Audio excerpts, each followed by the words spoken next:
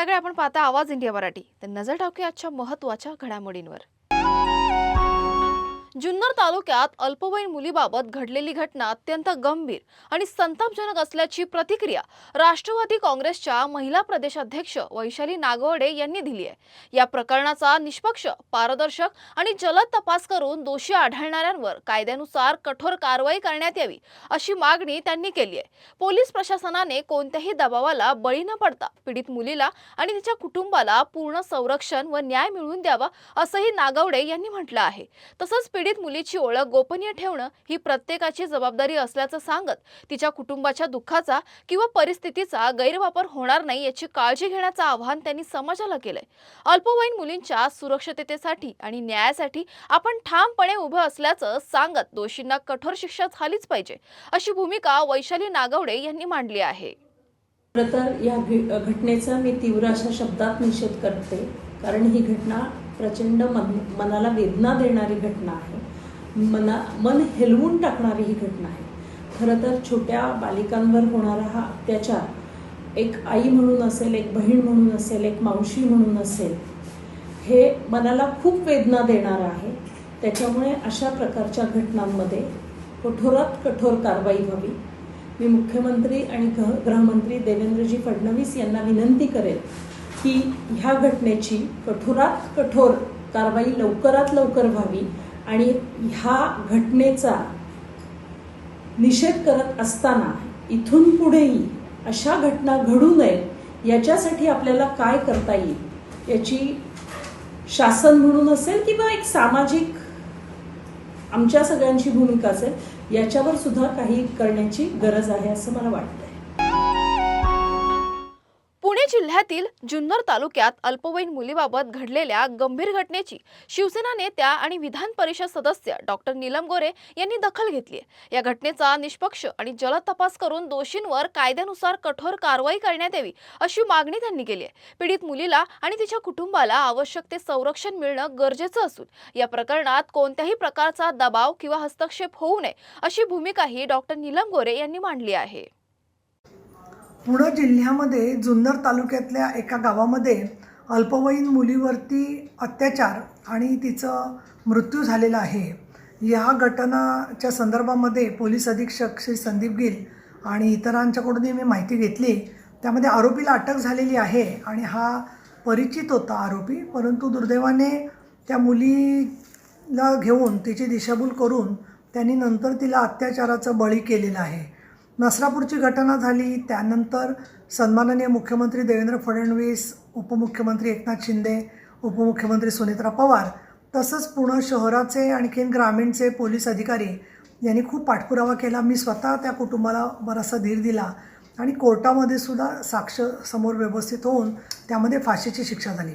आता एकदा सत्र न्यायालयात शिक्षा झाल्यावर पुढे त्याला काही काळ जात असतो। आत्तासुद्धा नागरिकांची हीच अपेक्षा आहे की या घटनेच्यामध्ये फाशीची शिक्षा व्हावी। मी श्री संदीप गिल यांच्याशी बोललेले आहे आणि सगळे साक्षी पुरावे, पोस्टमॉर्टममधले पुरावे समोर आल्यावर निश्चितपणे याच्यात शिक्षा होईल। डॉक्टर नरेंद्र दाभोलकर हत्या प्रकरणात जन्मठेपेची शिक्षा भोगत असलेल्या सचिन अंदुरे याला उच्च न्यायालयाने जामीन मंजूर केलाय। तसेच त्याची जन्मठेपेची शिक्षा अपील प्रलंबित असेपर्यंत स्थगित करण्याचा निर्णय न्यायालयाने घेतलाय। या निर्णयावर वंचित बहुजन आघाडीचे राष्ट्रीय अध्यक्ष ॲडव्होकेट प्रकाश आंबेडकर यांनी नाराजी व्यक्त केली आहे। न्यायालयाने हा निर्णय घेऊ नये अशी प्रतिक्रिया त्यांनी दिली आहे। डॉक्टर दाभोलकर यांची हत्या ही धर्मवादी संघटनांकडून दहशत निर्माण करून भीतीचं वातावरण तयार करण्याचा प्रयत्न होता असा आरोप प्रकाश आंबेडकर यांनी केलाय। उद्या दाभोलकर यांच्या हत्येला 13 वर्ष पूर्ण होत असताना न्यायालयाचा हा निकाल दुर्दैवी असल्याचंही त्यांनी म्हटलं आहे। मुंबई महापालिकेच्या महापौर कार्यालयाशी संबंधित 25 लाख रुपयांच्या खर्चाच्या प्रस्तावावरून राजकारण चांगलंच तापलंय। यावर महापौर ऋतू तावडे यांनी पत्रकार परिषद घेत आपली भूमिका स्पष्ट केली आहे। महापौर कार्यालयाच्या प्रसिद्धीसाठी प्रस्तावित असलेला खर्च नवीन नसून गेल्या काही वर्षापासून माय बीएमसी पोर्टलसाठी काम करणाऱ्या यंत्रणेचाच भाग असल्याचं महापौर यांनी सांगितलं। मात्र या प्रस्तावात महापौरांचं नाव पुढे करून राजकारण केलं जात असल्याचा आरोप त्यांनी केलाय। संबंधित कंपनीला पुन्हा कंत्राट देण्याऐवजी नव्याने निविदा काढून इतर संस्थांनाही संधी द्यावी अशी मागणी महापौर यांनी केली. तसेच महापौर कार्यालयासाठी स्वतंत्र कर्मचाऱ्यांची व्यवस्था करण्याचा पर्यायही त्यांनी सुचवलाय. याशिवाय ओशियन फिल्मसाठी झालेल्या कोट्यवधी रुपयांच्या खर्चाची चौकशी करण्याची मागणी करणार असल्याचं त्यांनी सांगितलंय. महापालिकेच्या जाहिरात धोरणात सर्व वर्तमानपत्रांना समान वागणूक मिळावी अशी भूमिकाही त्यांनी मांडली आहे. महापालिका आयुक्त चांगलं काम करत असल्याचं सांगत महापौरांच्या नावाने होणाऱ्या पत्रव्यवहाराची माहिती आपल्याला देण्यात यावी अशी मागणीही रितू तावडे यांनी केली आहे. सतत आता महापौरांवर बोलणं आम्हालाही आता कंटाळा आलाय. कारण प्रतापच असे आहे की किती मांडावे आणि किती झाकावे. मुळामध्ये माझ्या हातामध्ये प्रस्ताव आहे. त्या प्रस्तावामध्ये हा स्थायी समितीचा प्रस्ताव आहे. त्याच्यात 25,12,000 त्याच्या आधी 10 लाख आणि समथिंग वर असे पैसे गेल्या 3 महिन्यात दिले. आता हा वर्षभरासाठी आहे. हा 25,12,000 हा प्रस्ताव आहे. आणि तुमच्या माध्यमातून मी ऐकते की महापौर म्हणतायत की हे माझं नाहीच आहे. पण नेमकं करताय कोण? तीन तिगाडी आणि गाडी बिगाडी असं भाजपचं चाललंय का? प्रो गोविंदा स्पर्धेची यंदाची तयारी जोरात सुरू असून दहीहंडी उत्सवाला देशासह जगभरात पोहोचवण्याचा निर्धार आयोजकांकडून व्यक्त करण्यात आलाय. पूर्वेश सरनाईक यांनी पत्रकार परिषदेत याबाबत माहिती दिली आहे. आमची सुरुवात YouTube पासून झाली आणि त्यावेळीही चांगला प्रतिसाद मिळाला. आता प्रो गोविंदा हॉटस्टारवरून प्रेक्षकांना पाहता येणार असल्याचं त्यांनी सांगितलंय. दहीहंडी हा आपला उत्सव आणि संस्कृती असून ती देशाच्या कानाकोपऱ्यात पोहोचवण्याचा प्रयत्न असल्याचं सरनाईक यांनी सांगितलंय. यंदाच्या स्पर्धेत 16 संघ सहभागी होणार असून एका दिवसात तब्बल 3,200 गोविंदांचा सहभाग अपेक्षित आहे. पहिल्या क्रमांकासाठी 75 लाख, दुसऱ्या क्रमांकासाठी 50 लाख तर तिसऱ्या क्रमांकासाठी 25 लाख रुपये पारितोषिक दिलं जाणार आहे. सहभागी सर्व 16 संघांनाही प्रत्येकी 3 लाख रुपये देण्यात येणार असून एकूण पारितोषिकांची रक्कम 1,89,00,000 रुपये. प्रो गोविंदाचा ब्रँड मॅस्कॉट बिट्टू सुबॉस तर ब्रँड अँबॅसेडर म्हणून सूर्यकुमार यादव यांची निवड करण्यात आली आहे. याशिवाय 1 लाख गोविंदांना विमा संरक्षण देण्यात येणार असल्याची माहितीही यावेळी देण्यात आली.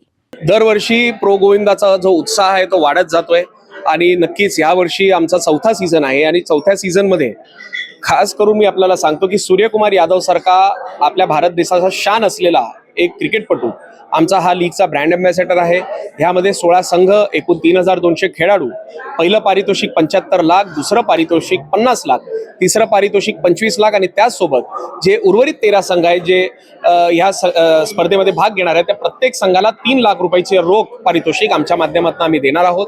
निश्चितपणे दिनांक 25, 26, 27 तारखेला हा कार्यक्रम प्रेक्षकांना मुंबईच्या डोम स्टेडियममध्ये पाहता येईलच, परंतु ज्यांना डोममध्ये येता येणार नाही अशा आमच्या प्रेक्षकांना जिओ हॉटस्टारवर हा संपूर्ण आमचा जो कार्यक्रम आहे तो लाईव्ह पाहता येईल हे मला आवर्जून या ठिकाणी सांगायचं.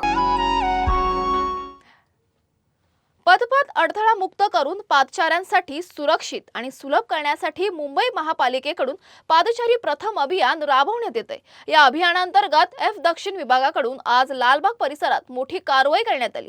लालबाग मधील मानाचे गणपती आणि परिसरातील पदपथांवर अडथळा निर्माण करणारी 6 अनधिकृत दुकानं, 24 तात्पुरते ताडपत्रीचे शेड आणि 3 अनधिकृत कट्टे हटवण्यात आले. यासोबतच 43 अनधिकृत फेरीवाल्यांवरही निष्कासनाची कारवाई करण्यात आली. डॉक्टर बाबासाहेब आंबेडकर मार्गालगतच्या पदपथांवरही ही कारवाई करण्यात आली असून परिसराची स्वच्छताही करण्यात आली आहे. कारवाई दरम्यान काळा चौकी पोलिसांचा बंदोबस्त तैनात होता. पदपथावर अनधिकृत बांधकाम किंवा साहित्य ठेवून पादचाऱ्यांना अडथळा निर्माण करू नये, अन्यथा कठोर कारवाई करण्यात येईल असा इशारा मुंबई महापालिका प्रशासनाने दिला आहे. भारतात आज 24 कॅरेट सोन्याचा भाव अंदाजे ₹15,497 प्रति ग्रॅम म्हणजेच 1,54,970 प्रति 10 ग्रॅम आहे. तर 22 कॅरेट सोन्याचा दर सुमारे 14,205 प्रति ग्रॅम असल्याची नोंद आहे. दरम्यान चांदीचा भाव सुमारे 2,33,280 प्रति किलोग्रॅम आहे. मात्र शहर, बाजार आणि खरेदीच्या प्रकारानुसार प्रत्यक्ष दरात फरक पडू शकतो. बॉलिवूड अभिनेता गोविंदा आणि सुनीता आहुजा यांच्या नात्याबाबत गेल्या काही महिन्यांपासून सुरू असलेल्या चर्चांना आता नवं वळण मिळालंय. सुनीता आहुजा यांनी गोविंदा विरोधात दाखल केलेली घटस्फोटाची याचिका मागे घेतल्याची माहिती समोर आली असून गोविंदाचे मॅनेजर शशी सिन्हा यांनी या वृत्ताला दुजोरा दिलाय. आज सकाळी सुनीता आहुजा मुलगा यशवर्धन सोबत मुंबईतील वांद्रे फॅमिली कोर्टात दिसल्यानंतर त्यांच्या नात्याबाबत पुन्हा चर्चा सुरू झाली होती. मात्र त्यानंतर याचिका मागे घेतल्याची माहिती समोर आली. गोविंदाचे मॅनेजर शशी सिन्हा यांनी दोघांमध्ये विभक्त होण्याचा निर्णय नसल्याचं सांगितलंय. या घडामोडीमुळे गोविंदा आणि सुनीता आहुजा यांच्या वैवाहिक नात्याबद्दल सुरू असलेल्या चर्चांना सध्या पूर्णविराम मिळाला आहे. बातमीपत्रात वेळ झाली इथेच थांबण्याची. अशाच महत्त्वाच्या बातम्या बघण्यासाठी पाहत रहा आवाज इंडिया मराठी, शोध सत्याचा.